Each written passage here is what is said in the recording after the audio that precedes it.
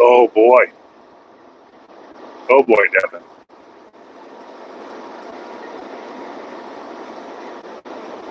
That's a tough one.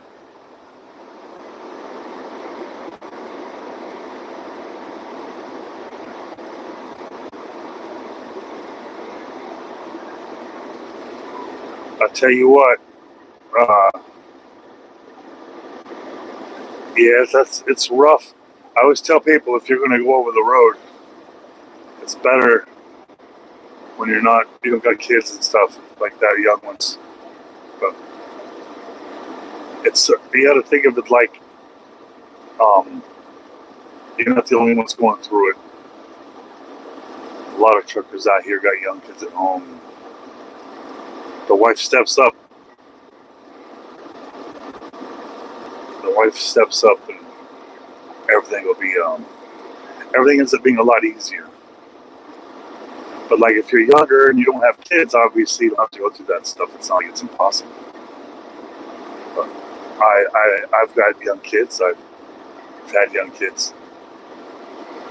I used to be gone for up to 6 months at a time. So my wife felt like a single parent for a long time. She felt like a single parent. Yeah. Everyone's got a different life. But it's not going to last forever, though. So whatever you guys are going to go through when you choose over the road, it won't last forever.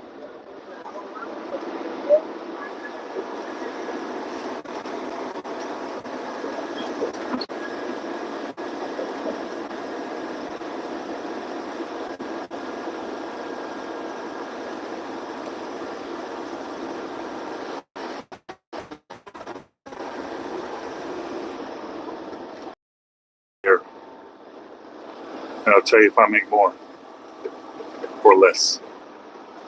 55955.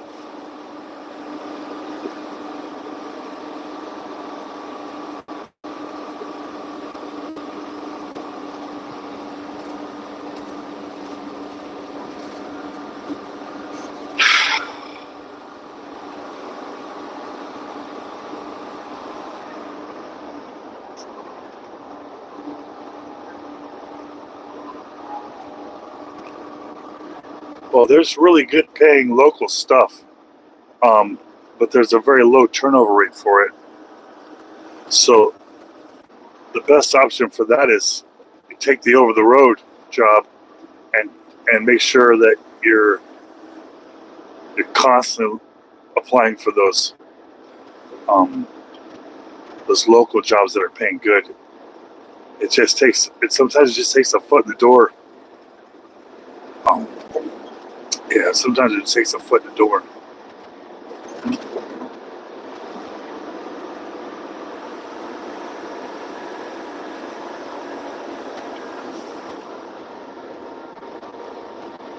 I hear a lot about people talking about brake checks, and I don't. It's never happened to me.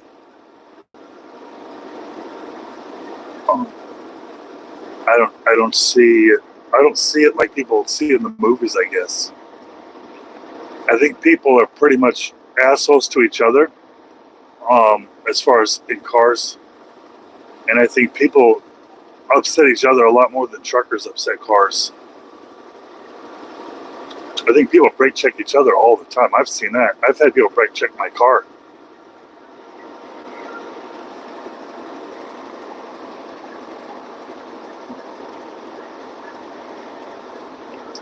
Yeah. Yeah, it's changing in America too.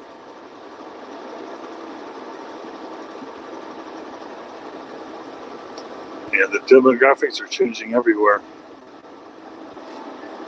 I mean, you can't sit here in America and say that the change is good or bad because we're just going through it. We'd have to look at countries where this is happening currently or happened already and find out, did it work good or bad there?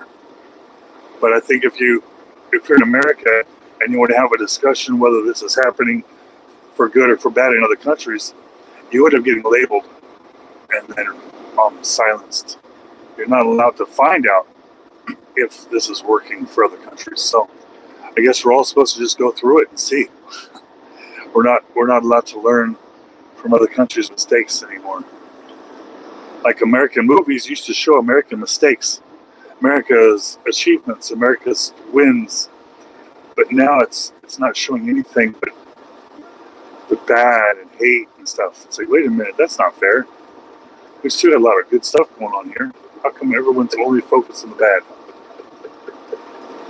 That's not going to go good for us.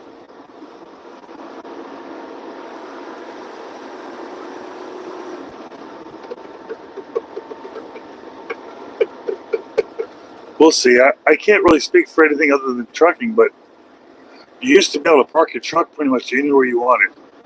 I mean, you weren't, with respect, you're not trying to find some neighborhood park in front of the house. We're saying with, like at a Walmart or whatever. Oh, you can't do that anymore.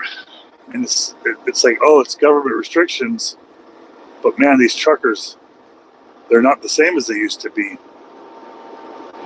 They're not the same. They just destroy everything they touch. Everywhere trucks used to park is just a filthy trash pile. And nobody wants that in their towns. Nobody wants that on their properties. So there's no trucks out anywhere. Walmarts, there are very few Walmarts that allow trucks anymore.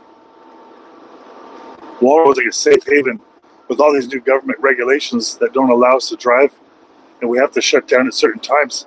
It's always nice to know you can jump into a Walmart real quick and you're safe. And plus you spend a lot of money restocking your stuff, and it was a win-win for everybody. But these new truckers, they just throw their trash. And it's not like paper trash. I mean, it's feces and just the worst kind of mess they could leave. Like, you need a hazmat suit to clean up some of these messes. And it's embarrassing because I'm out here driving, elbow to elbow with them, just trying to feed my family. At the same time, I'm trying to avoid being treated like that when I go to the truck stops. And as I know, it's no proof that I'm not any better or worse.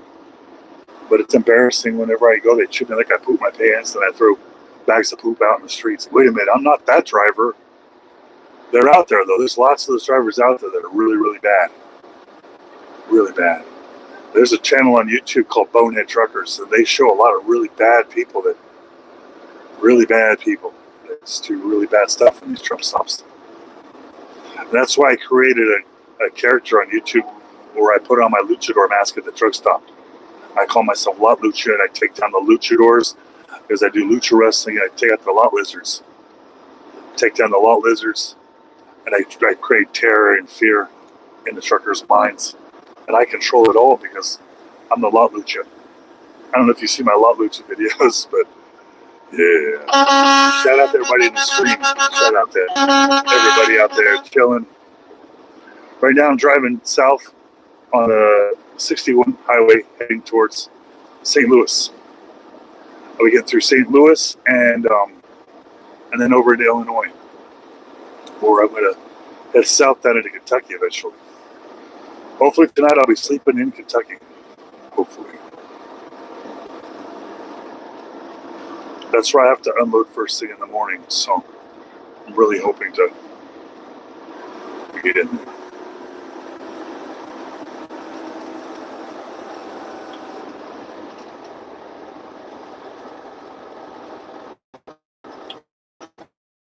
What if they give a shit? They're my kids. I'm not supposed to be their friends. I think that's the problem these days is these parents are so worried about what if your kids hate you or these kids are, what if I hate parents? Listen, there's no rules saying we have to like each other. I have to turn them into men. I got 2 boys. Some of the things I'm going to have to do is going to make them not like me for a minute. It happens all the time. Go brush your teeth. Go to bed. Turn the computer off. They don't like me when I say that. But if I have to be afraid that they're going to hate me, then I should be a parent. Because parents don't have to worry about that stuff. That's the benefit of being a parent.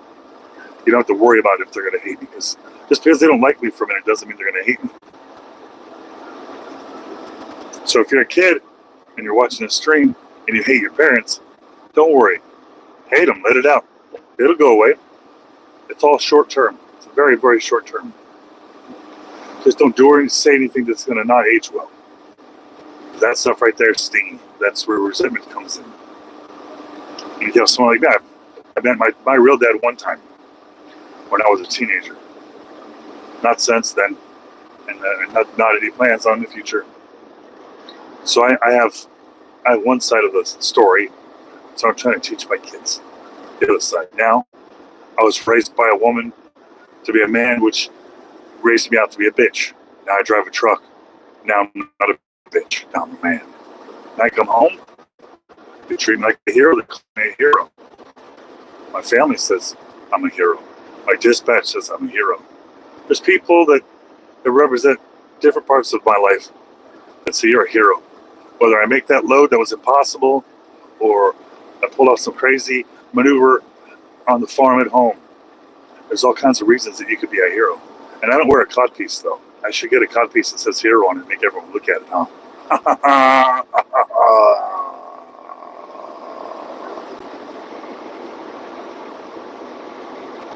I drive for a company called F&S. F&S. It's French. No, it's not. It's American. American.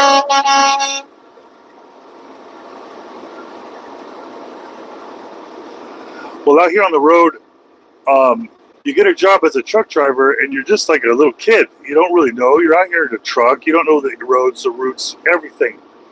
You don't know the cities. And so you could do what a child would do. You can call your dispatcher, and you can call your safety department or whatever, and you can ask for help. And you can beg them, please tell me what road I'm going to turn on. Please, please, please. Or you can learn that nobody's going to help you. You have to do it yourself. And everything you do on the road, you have to do it for yourself. No one can help you. You start getting in that mindset of nothing. We're not superhumans out here. There's nothing superhuman about it. But you get out of the habit of solving every problem yourself. And you're no longer a man. Now you're relying on other people to help you solve your problem. Much like people rely on Google Maps. But once you go somewhere so long, you don't rely on Google Maps anymore because you know if there's a detour over here, you have the confidence knowing you could solve that without Google Maps. So you rely on it for a very little bit. You're self-reliant. And that's what truck driving helps people be. It's not the only job out there that does it. But there's a lot of obstacles out here. Nothing more than anyone can handle, for sure.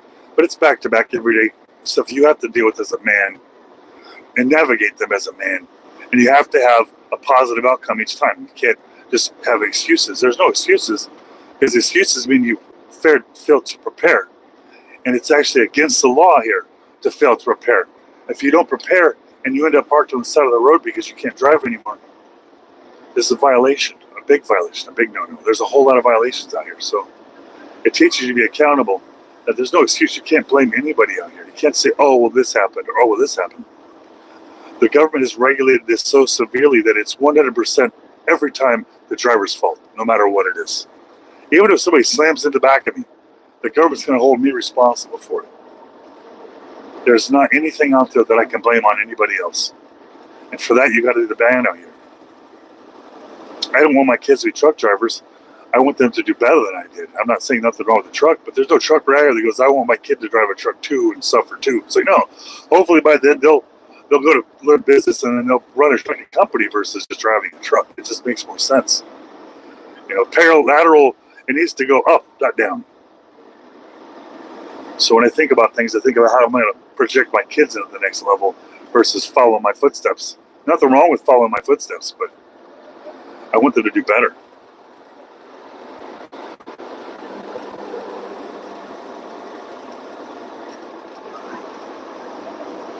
Oh, listen, not everybody's going to like what I say. I'm not out here trying to convert you.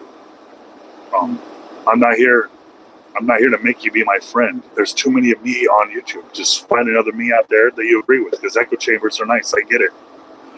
I understand it's not comfortable sometimes hearing words that you don't hear in your echo chamber. And I'm in America. That's what we do out here. We're Americans. I'm America. Yeah, I'm driving just north of St. Louis. Driving through a little town called Bowling Green. Yes, it's exciting out here. Excited. There's no drama, actually.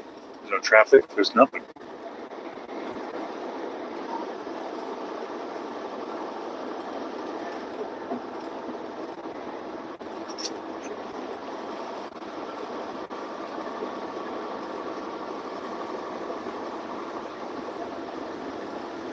Well,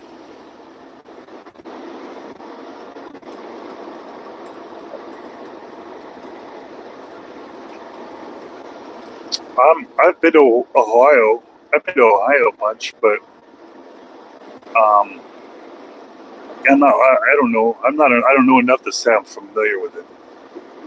I'm in America. I know where it is. I've been to Cleveland. I've been all over it. I've seen it.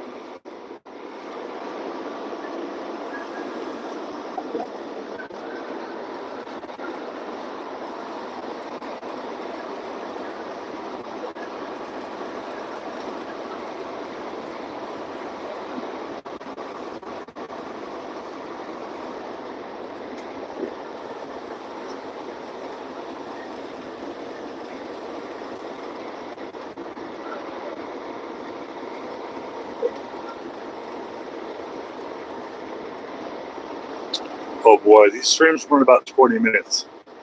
Now I need a system goes ahead and makes some movies. Make sure you subscribe. Start another one in a second.